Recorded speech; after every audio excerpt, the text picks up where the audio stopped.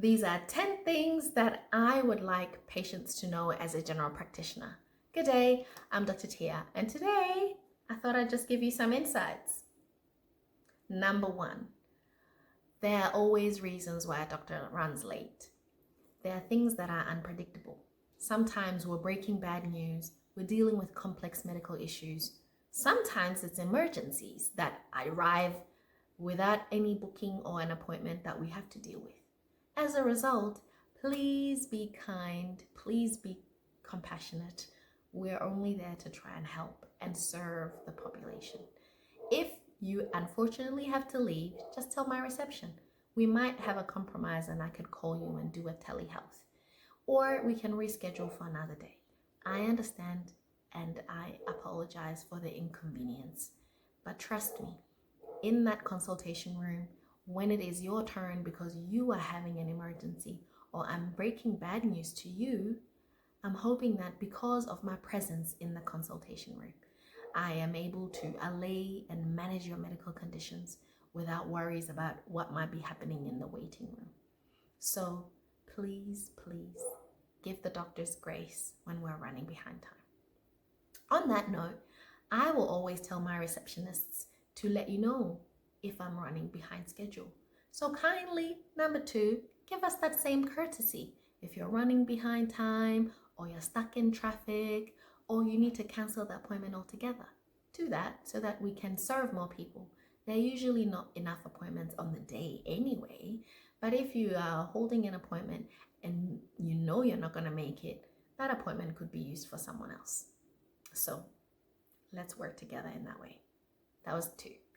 Number three, please don't apologize for your body. Whether you haven't shaved, whether you're a little bit cuddly, whether you're a bit sweaty.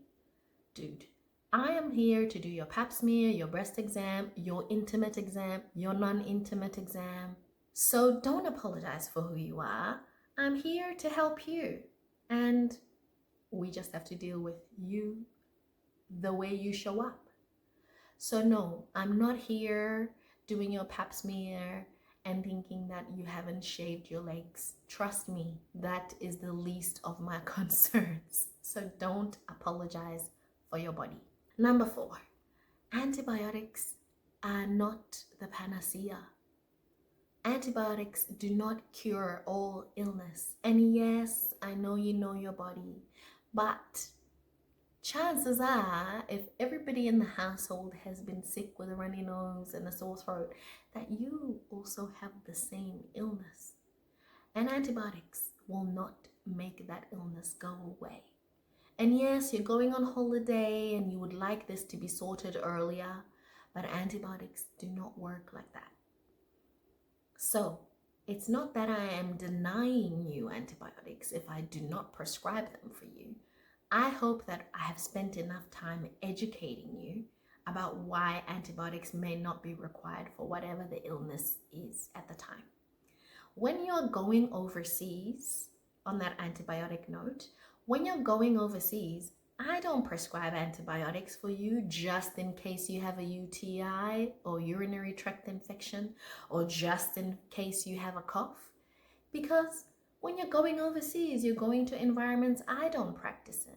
And if I don't practice in an environment, I am unlikely to give you the appropriate treatment for whatever the bacteria might be. If it is a bacterial infection, you might catch when you're overseas.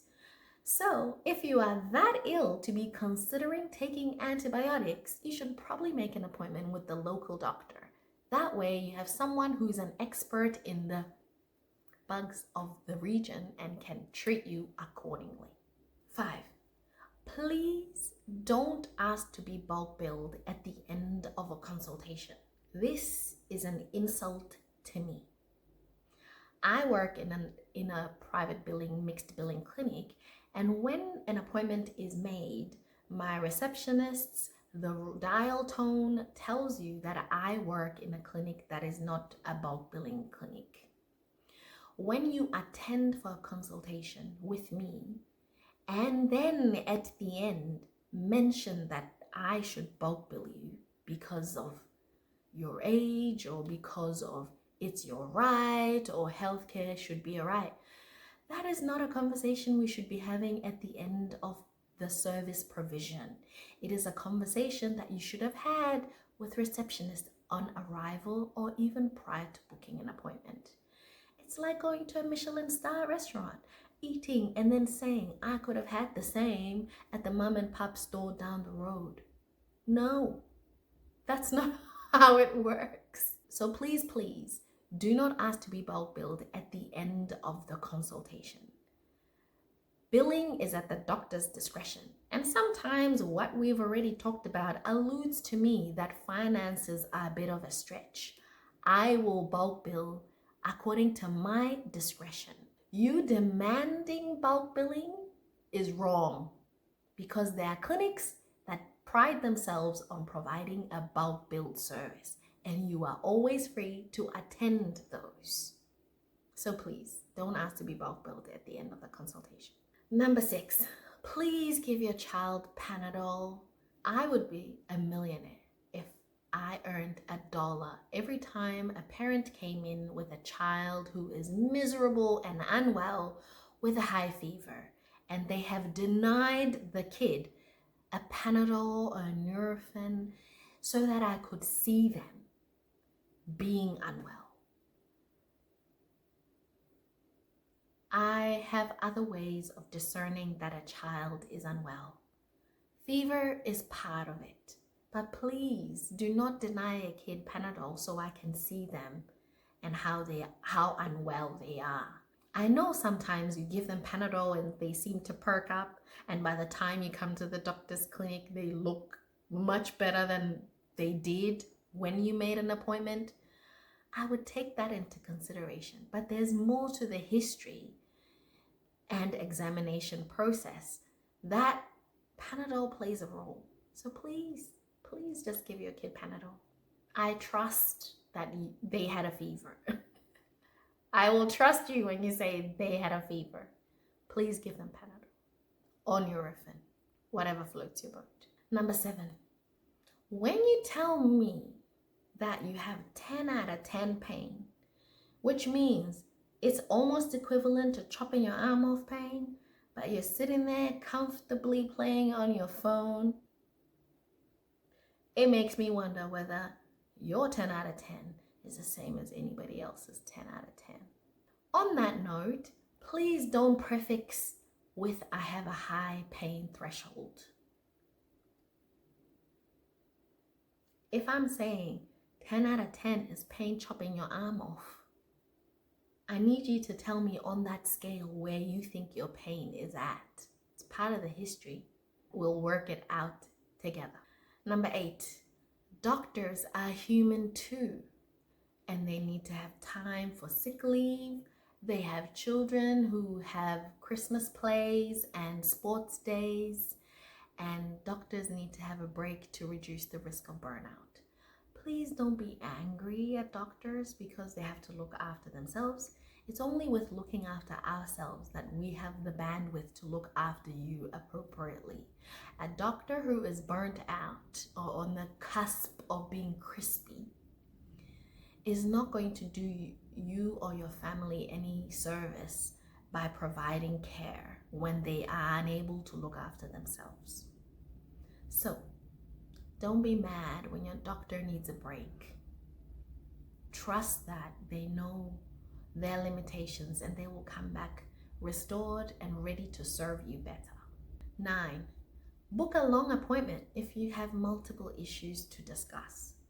There's nothing fun about a patient saying, I don't see doctors regularly, and they booked a 15-minute appointment and they have 5, 6, 7 things to discuss.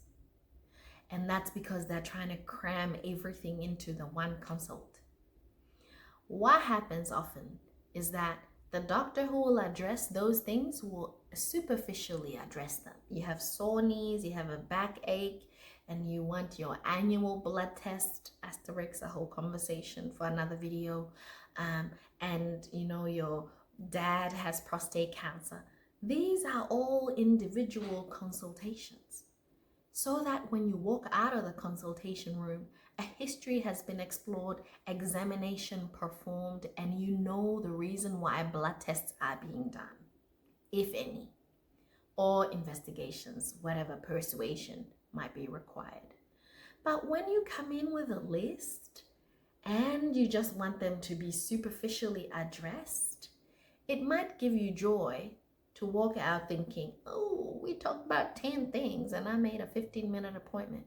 But unfortunately, it just means those were not addressed properly. And chances are there will be issues ongoing until they are resolved or discussed properly with a doctor. So make a long appointment. Allow your doctor the capacity to walk through the process with you of history taking, examination, and discussion about investigations if required, or a management plan that you both work through. And on that note, number 10, your appointment books my time. There's not extra time that I have at the end of the consultation for me to do paperwork during my lunch break.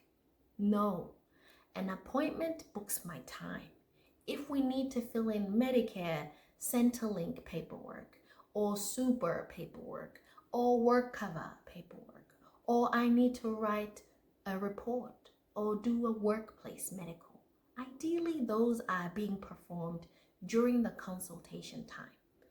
There's no other time where I am not being paid, but I'm doing work, because I also have a family that would like me to stop working. So if you need those papers filled in, make an appointment. That means you're booking my time. I'm focused on you and just you, and we can work through what you need to happen for you. Those are my 10 things that I wish patients knew as a general practitioner. Hope that was helpful, and see you on the next video. See you later.